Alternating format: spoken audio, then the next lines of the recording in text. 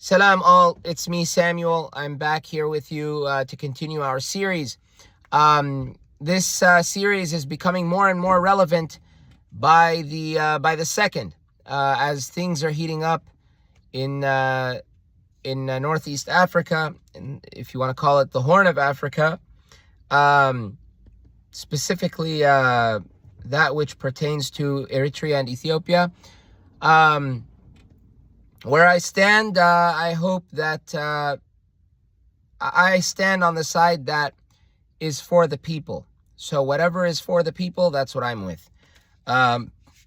If someone wants to is talking about taking a sea, well, take a million seas as long as the people get to breathe. So if people get to breathe, take a sea, and that's that. So if there's anything we disagree with, well, we can talk about that later on. So for me, it's about the people getting their breathing room and getting their getting a chance to be human. Those of us, all of us, including myself, those of us who talk, we do so from our vehicles, we do so from our houses, our homes, we do so from comfortable places without thinking about who is suffering. It's interesting and maybe ironic that Higdefs, the Higdef folks, PFDJ folks, they say that they will say, not to me, well, maybe they'll say this to me too, but who's paying you? There was a comment under the what is it, the BR Blue Revolution Front, Eritrean EBRF, is that what they're called? Eritrean Blue Revolution Front. So they're one of their founders, or if not the founder himself, he was saying what he had to say, and someone wrote, "Who's paying you?" in the comment section, and well, the question can be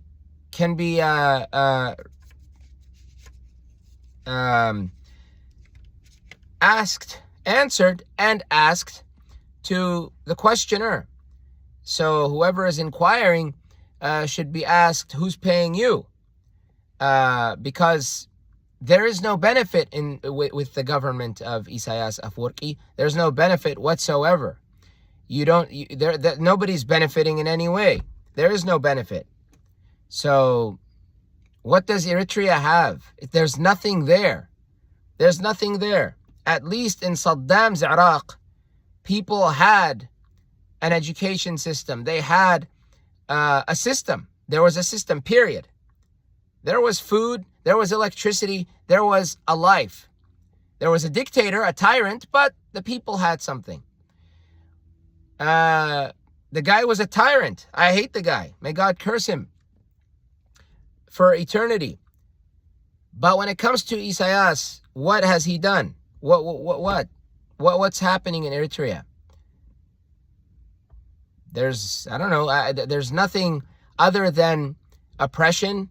It looks to me like camels and donkeys are living better than people, which I want camels and donkeys to live well, but the people are not living well. So, and a lot of those Higdef folks, they live out here. So maybe they're the ones being paid to talk the way they're talking. It would only take someone to pay you to defend such a situation. If not, what are you doing here? What are you doing in the West? Why are you here? Don't tell me sanctions.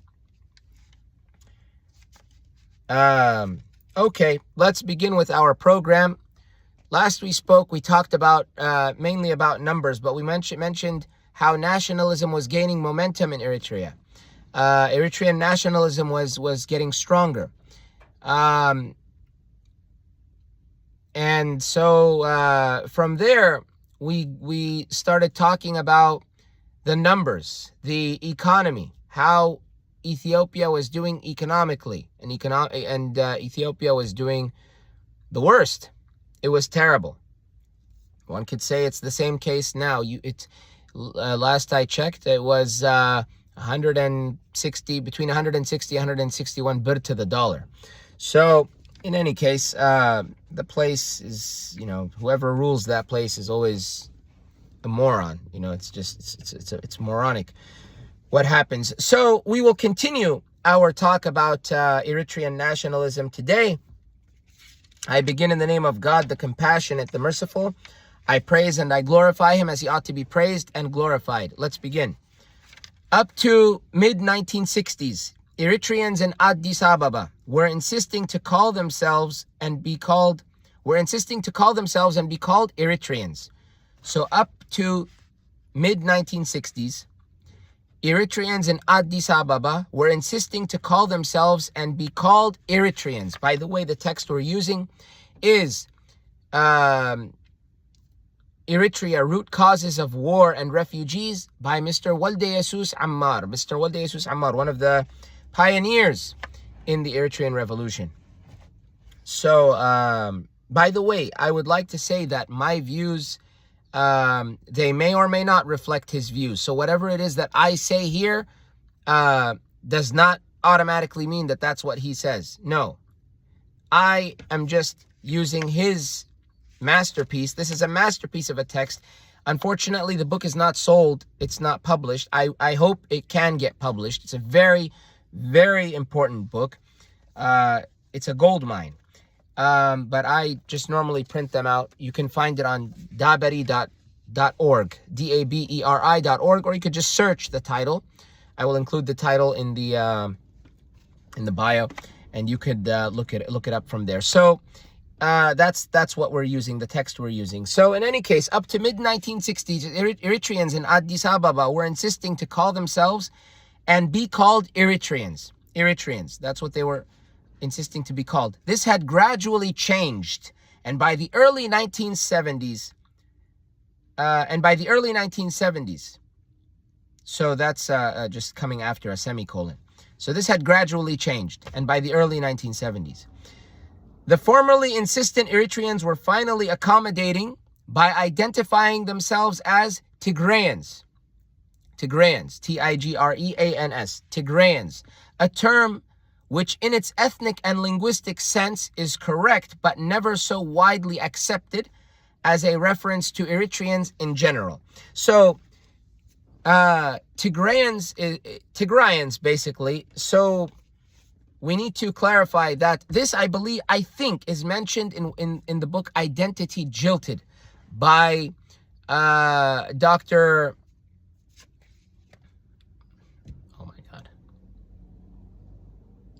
Dr. Alam Sagad Abbay. Dr. Alam Sagad Abbay. Almost forgot his name. I know him quite well. So Dr. Alam Sagad in his book Identity Jilted, he mentions this Tigrayan identity which existed, and he uses he doesn't base his work on conjecture. It's not based on just mere guesses and I think and perhaps and opinion. It's based on facts with sources. So I haven't finished the book. It's a very but I enjoy it. I haven't finished the book. I got involved in reading other things. But that book is one that's of great interest to me. It's a very, very intriguing book. I enjoy reading it. But I believe he mentions something along the lines of this, that Eritrean. So those who identify or who could identify as Tigrayans are the Tigrinya tribe. Those who are from the Kabesa, the highlands, the Tigrinya, they can identify with the Tigrayans. They are the same people. They are the same people, ethnically the same people. They are Habasha. They are the true Habasha after the tribe Habashat. They are the true Habasha. They are the original Habasha. They and the Tigrays and the Amara. But I would say it's more, the Tigray are related to the Tigrinya. But But where you can find that culture and that identity right now, like where its heart is in northern Ethiopia, the Tigray region, as well of Ethiopia, of so-called Ethiopia, and the southern region of so-called Eritrea, Hamasien, Aklaguzai, and Saraya. That whole area, that's all. A lot of that is mainly Tigrinya territory. Of course, there are those who share the land, so like the Irob and the Saho and the Kunama, when it comes to Tigray, the Tigrayan part anyway, and also Tembien, Agos of Tembien, maybe others in Eritrea, possibly. Jabartis, can't forget them. So they are in that area as well. But the dominant people are the Tigrinya. So they were finally, the formerly insistent Eritreans were finally accommodating by identifying themselves as Tigrayans, a term which in its ethnic and linguistic sense is correct. Ethnically correct, linguistically correct, but never so widely accepted as a reference to Eritreans in general, because of course you have those who belong to other groups that don't identify with Tigray in any way. So because they don't share linguistically, they don't speak Tigrinya. That's not their language, and ethnically they're not Tigrinya. So if you want to talk about ethnically and linguistically, if you're referring to Biher Tigrinya, the Tigrinya tribe, that's who they are. If you're talking about the land, well, Tigray has certain people, mixed. It's mixed. And the same goes for southern Eritrea, the highlands. So this ambivalent nationalism greatly helped to develop and be radically transformed by the actions of the military regime. The business sector was destroyed by the crude nationalization and control measures. Ethiopians in general were jealous of the successes scored by the enterprising Eritreans in the economic sector. So Ethiopians were jealous because of the successes scored by the enterprising Eritreans in the economic sector. The regime knew that many of the poor Ethiopians would rejoice to see the prospering Eritreans chased out of at least the capital. So the government, the Derg regime, they knew that the poor Ethiopians would rejoice. They would be happy to see these prospering Eritreans be driven out, at least from the capital, from Addis Ababa. The military junta, partly exploiting people's passions, talked of taking stern measures against the traitorous bandits in Eritrea and their accomplices inside Addis Ababa. We will kill the cocoon of the poisonous serpent amidst us to liquidate the bandits in Eritrea, became a daily slogan of Ethiopian propaganda machinery. Eritreans therefore had no choice but to flee, and many of those who hesitated at making a decision paid the price very dearly. So those who hesitated about making the decision to flee, they paid the price dearly. As noted, the death of head of state Aman Andom in November 1974 was a big blow to the last chance of a peaceful solution at that time. Eritrean nationalism thus became a concrete reality. The vast majority of the people rallied behind the liberation movements, which by this time were two liberation movements by this time. We will talk about it. The ELF, Eritrean Liberation Front, grew from a force of about 5,000 fighters in 1974 to an army of well over 10,000 in 1976. So it grew. It became twice its size in 1976 than 2 years prior. The other cluster front, then called the Popular Liberation Forces, or ELF-PLF, also during the same period grew from a small force of about 300 to one with about 5,000 fighters. So now we have another group called what? The Popular Liberation Forces. The ELF-PLF, Eritrean Liberation Front, Popular Liberation Forces. That was another group. There's a footnote after our last sentence regarding the ELF, PLF. It says here, information given to the author, Walde Jesus Ammar, in Addis by a senior ELF cadre in 1974 and confirmed by a former PLF leader in Baghdad, 1992. Confirmed by a former PLF, Popular Liberation Forces leader in Baghdad, 1992. The factor of external support also seemed to have improved for some time. The Western mass media, which for a long time showed very little interest to the Eritrean armed struggle, started to cover the conflict quite adequately. So in the beginning, it was not that interested. The Western media, for a long time, they were not interested. For a long time.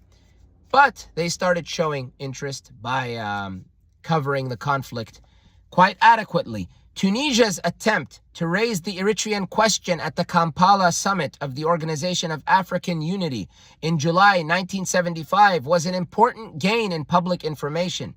The Sudan also, for the first time, talked about its full support to Eritrea's right to self-determination and national independence. Ethiopia thus reverted to yet another period of scorched earth campaigns, which contributed only towards further weakening that country and making the conflict more intractable. So Ethiopia, again, reverted to a scorched earth policy. Kill everyone. They resorted to that again. Like that's going to work for you. It's not, but that's what happened. So they resorted it to, again, this is the third time that we see this scorched earth atrocity taking place. So we'll end it there. Next we speak, we're going to talk about Ethiopia as a cause of flight, as a cause of refugees. But we're going, things are going to get pretty, they're going to get deep, God willing, in the text. So that's what we have for now. It's quite an interesting topic, and I hope that we can learn from our history in order to not repeat the same mistakes of old. It's said that those who study history, those who don't study history, are doomed to repeat it. But if you have people who tend to gaslight and deny certain history and make up stories, or they lie and they want to just deny the reality, then you're just going to have a problem regardless, because no matter if they study the history or not, they're always going to go with what makes them feel good inside. And that's we can't have that, because if that's what happens, if that's what the case is, if there's people like that, then they will not bring any good about. And God willing, this mentality and this behavior can be eradicated from Eritrea by the masses of the people rejecting it, to the point where those who have something foolish to say, or untrue, completely untrue, like the way Higdefs talk, that they will feel outnumbered, overwhelmed, and they won't be able to they won't feel comfortable talking the way they do anymore. So we can't have that anymore, because that mentality and that behavior is what has been controlling Eritrea for about 35 years, and it's nothing good has come out of it. Nothing. Not one single good thing has come out of it. Nothing. In any case, we end it there. I hope you all stay safe and be safe always. And I wish all of you good folks out there well. Peace be with you. I'll see you next time, God willing.